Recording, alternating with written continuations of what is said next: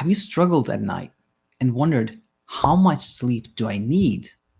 If so, know that this question and the ideas behind it may be the reason you're not sleeping well and feeling well. In this episode, we explore why that is, and we'll see the invitation to the goalless way, which leads where you want to be, a place of peaceful sleep and peace of mind.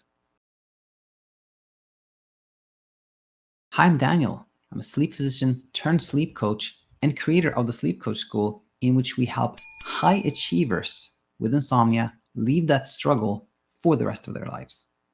In this episode, we're going to look at a commonly asked sleep question. This is our frequently asked sleep questions series.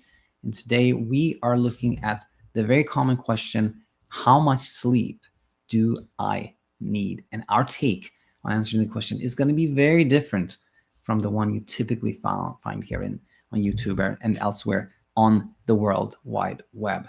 We are going to look at what ideas are behind the question, how much sleep do I need? We will see where those ideas lead and see that they lead to a tricky place where we actually have trouble sleeping. And then we're going to see the invitation to a way that leads to where you want to be. Now, starting with the ideas behind the question, how much sleep do I need? I listed 4, A, B, C, and D. And the first idea behind this question is that not getting enough sleep is a health issue. If I do not get enough sleep, that's going to affect my inner organs, my brain, my metabolism, my immune system, and things of this nature. And of course, if our thinking around this becomes, oh, I need to get enough sleep so that my health is intact, that leads to sleep being a goal, of course. Another thought behind how much sleep I need is not getting enough sleep will keep me from being focused, from building muscle, from being, from feeling well, from feeling mentally well. It will kind of protect me from anxiety, depression, and these type of things. And this similarly leads to a place where we think, oh, sleep is really important. I need to sleep so that I can function well, feel focused, and build muscle or whatever goals we have. And so when there's a goal attached to sleep, then of course sleep becomes a goal. So it leads to the same place. Now, another idea behind the question, how much sleep do I need, is the idea that we can willfully decide to sleep more. We can just make that a goal and then achieve that goal in some shape or form. If we didn't think that we could control sleep, then we wouldn't even ask the question, how much sleep do I need? Because it wouldn't make sense to ask how much sleep do I need if we didn't think that we could achieve that goal in some shape or form, right? And another idea behind how much sleep do I need is that we should sleep the same amount every night. It doesn't make sense to find a goal like X amount of hours if we didn't think that meant, okay, this is the amount I should sleep every night, which of course isn't the case. We don't eat exactly the same amount every day. We don't take the exact amount of breaths every day. It varies from day to day. So there's an idea here that is tricky, because if you think, oh, I should get this amount every night, then that again becomes like that magic number becomes a fixed goal. We think that every night I should get that goal. So you can see that these 4 ideas we touched upon, they all have something in common, and that is that they do make sleep a goal. So again, these assumptions make sleeping a goal, and that is tricky because we sleep well when sleep is goalless, when the night is goalless, and we can prove this to ourselves very easily. Think about that friend of yours, that family member of yours who sleeps really well, the one you might be envious of, and ask them, or imagine asking them, like, what do you do to sleep so well? And they'll give you the secret to sleeping well. They'll go like, I don't know. They do not have sleep as a goal. They do not think of sleep as something needing to be achieved. Their approach to the night is effortless. They're not deploying any type of strategies to achieve sleep.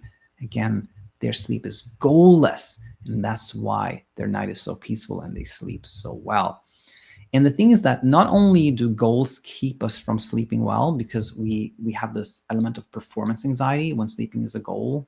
We think, oh, I must sleep. It's important to sleep. We have this like tension and anxiety arising at night, which then keeps us from sleeping well.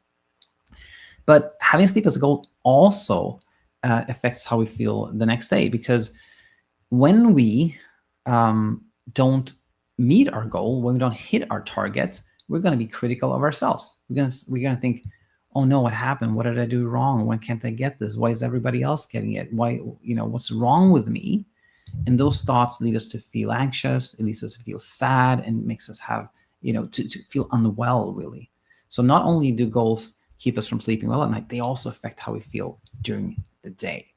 Now, before we look more at the goalless way and see the invitation even more clearly, some objections here. An objection you may have now is that you have a friend who actually tracks their sleep and tells you, yeah, I meet my tracking goal, my sleep goal regularly, and I feel great. Here's the thing. If your friend who's tracking their sleep actually was attached to a number, if they actually truly saw sleep as an important goal, they wouldn't sleep well. And we can do this like thought experiment, kind of an extreme, but imagine if you were in a lab environment where people with white coats were kind of like having notepads, and they were having a timer, and then they put you in a bed, and they were like, okay, we're going to measure your sleep now. Ready, set, go. You can tell that would not be a conducive environment for sleep. And your friend who's tracking their sleep, they have not created that internal environment. They're not actually thinking of sleep as an important goal, a number they have to hit. They're just kind of casually tracking, and they may very well think that, oh, I'm living my life in such a great way that it's, my sleep is I'm sleeping fine. But in fact, it is because they are ultimately not attached. They just happen to sleep well, and they think it's maybe correlated to their lifestyle, but they're not actually attached to their sleep, right? So that explains that objection. Your friend is not actually attached. It's not truly a goal they measure themselves against. The other objection you may have is this one. Clearly, I'm not. There's a typo here. Let's correct that one. Clearly, I'm not getting enough sleep. And the objection here is that there are circumstances where you can clearly see that how you feel during the day is impacted by not sleeping enough, right? You're feeling tired and sleepy, and which, by the way, very different from feeling unwell because we made sleep a goal. That's what really gets us. That's when we feel like really like distraught when we don't get enough sleep. We feel like we're a failure. That really has a big impact on our lives. But there are, of course, circumstances where we're simply sleep deprived. We're not sleeping as much as our body, our brain would like to sleep, and that makes us feel tired and sleepy.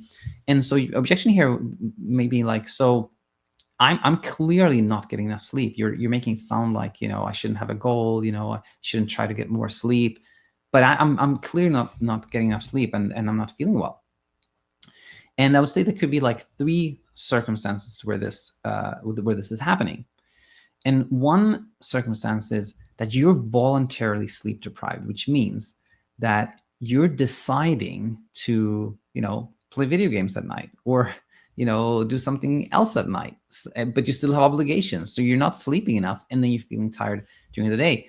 But if this was the case, like, you wouldn't be here. It would be so obvious to you that you're feeling tired in the day because you're not sleeping, but you prefer doing other things than sleeping. So you're voluntarily like sleep depriving yourself, and you wouldn't be watching this video because you would know what was going on, and you would simply giving yourself more opportunity to sleep if you would like that. Or you'd be like, oh, maybe I should just not do this as much and sleep, and then sleep will happen, right? Now, the other circumstance is that you are involuntarily sleep deprived. And this may be that you have small kids, or you have other obligations that are take so much of your time, or you have like a health issue, you have a a broken hip, or some other thing that is impacting your sleep, that is keeping you a bit on the sleep deprived side. And here, what the only alternative here really is to see that when these circumstances change, when your kids are older, when your body is healed, when you don't have so much obligations, then you'll simply have more opportunity for sleep, right?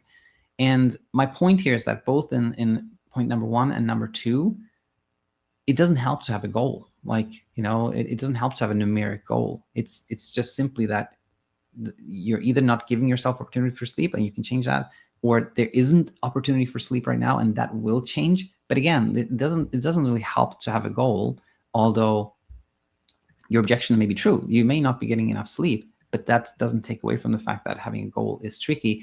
And the third one here is that, the third circumstance here may be that you're not voluntarily sleep deprived, you're not involuntarily sleep deprived, but you're struggling with sleep despite opportunity to sleep. And this is what we call insomnia.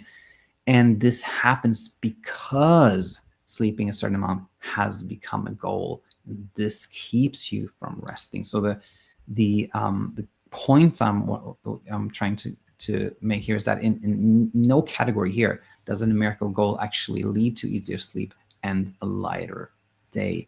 What does that is really the goal-less way. And this is a way where we see the night just as a time for no performance, no obligations, nothing that needs to get done.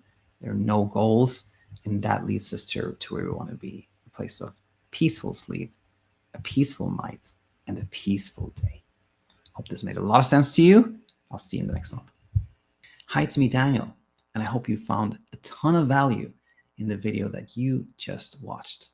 As you can probably tell, we share everything freely on our YouTube channel about what leads us from insomnia to a place of peaceful sleep for the rest of our lives. But it can take some time and bandwidth to go through all the free content to find the answers to the questions that you have.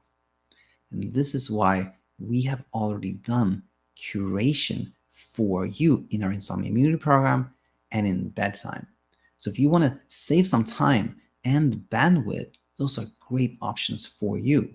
In our Insomnia Immunity program, we have a video-based curriculum. In BedTyme, we have a text-based curriculum.